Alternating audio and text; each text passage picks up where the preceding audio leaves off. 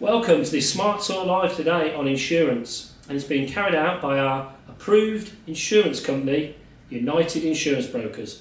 With me today will be Christopher Bates of UIBL and Peter Adkins of Ems Gilmore Liverson.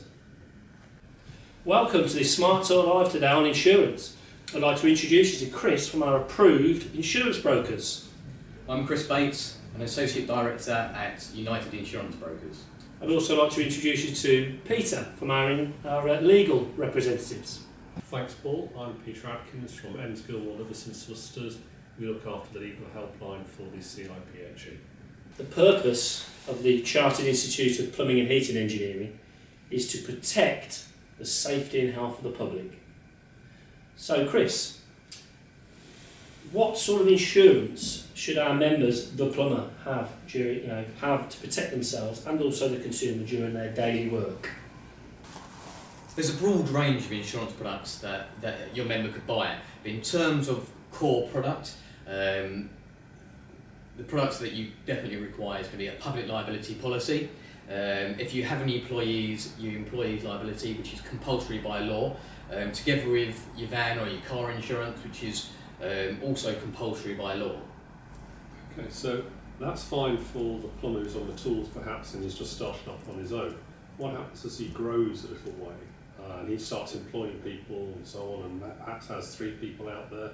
Any ideas of any other insurances you should have? Yeah, of course. I mean, you turn into your van insurance to your fleet insurance. It would just kind of become bigger, become your fleet. In terms of depending on your contractual needs of what your obligations will be, so you may necessarily need a professional indemnity policy.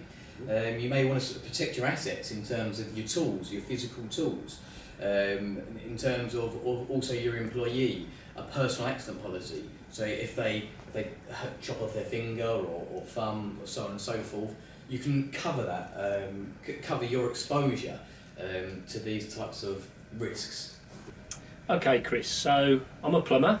I normally work for myself, but now I've taken on a large contract with the need to take on some subcontractors. How will that affect my insurance?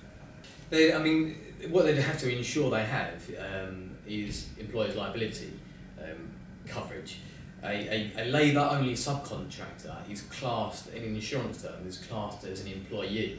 So if they hurt themselves, they will be liable to claim under the employer's liability policy. In terms of your public liability policy, nothing will greatly change because they are a part of your business. So they come a part of your turnover and so on and so forth. So that's the insurance needs that a typical plumber on the tools would need if he comes out to say fix my washing machine or maybe install my central heating. But as his business grows and he perhaps starts getting a contract with a main contractor to say install bathrooms in a small housing estate, how would his insurance needs change then? The needs will change. You need to understand the contractual obligations. The main contractor may require a certain limit of indemnity for your public liability, or that you also have professional indemnity insurance to a certain minimum limit of indemnity, so on and so forth. There are many obligations that you could be required to have. So the rule of law here would be check the contract and check the limit, because the limits very often are a lot higher than they are on a normal policy. They could be 10 million perhaps required instead of 2 million. Certainly. The advice is always check your legal obligations, ensure the limits are sufficient. And if in doubt, ask a broker. Of course. So I've got a scenario. I'm a plumber. I'm working the consumer's house, and unfortunately there's been a leak which has damaged the property. So I assume public liability is where I'm covered there. Yeah, 100% correct. Yeah, it covers you for any damage to property, third-party property that is, and of course it's damage to third-party people, i.e. death or injury. Okay. So under that you will be insured. Right. So another thing to bear in mind is hot works. A lot of plumbers use blow torches, to solder joints within a system in a house. It's critical that that is clear from the start as well, isn't it, as part of my public liability, because if I wasn't insured or I didn't disclose that I was carrying out hot works, then I assume that claim would be void. Yeah, you could come into complications if that scenario happens. In terms, you have to just be open and honest with insurers. Make sure you completely explain what you are doing and how you're working in terms of hot works. And the insurance policy will put terms and conditions in place in terms of hot works. You may have to comply to certain terms and conditions of the policy to ensure that coverage remains in place. So it's critical here, check your policy and just be completely upfront with your insurer before you take on the insurance. So another sort of confusion in the industry is the difference between public liability and professional indemnity.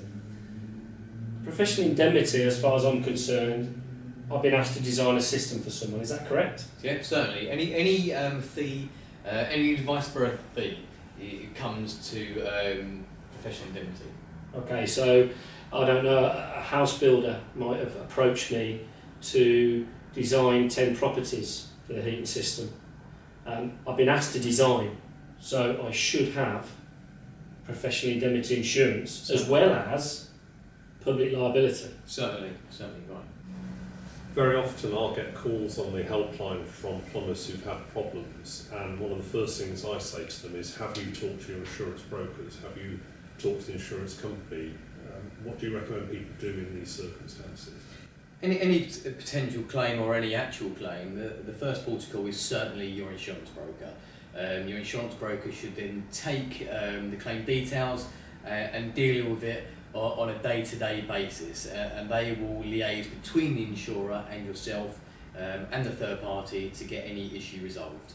So by involving an insurance broker, you can probably take a lot of the difficulties out of it yourself, a lot of the heat out of it perhaps, and let the insurance broker take it over and handle it. Certainly, it will save you a lot of time and hassle. Leave it to the insurance broker. They will require information from you at some point, sooner rather than later, but ultimately, yes, you can get on with your work. I'd like to thank the UIB for this really informative Smart Talk Live on insurance. The CIPHE would like to point out 3 key areas. The first one is always disclose to your insurer what work you're carrying out. So that could be hot works using a blow lamp, or it could be structural work. Whatever it is, make sure you enable your insurer to fully scope out your cover. The second one is the difference between public liability and professional indemnity. One is for protecting, the public liability is for protecting the consumer and their property, and professional indemnity is for designing systems to ensure that what you design for them is covered. And the third one is contractual obligations. If you work for a large house builder, you start off as a one-man band and end up taking on multiple properties, then make sure you have the appropriate level of cover in line with the contract. Thank you.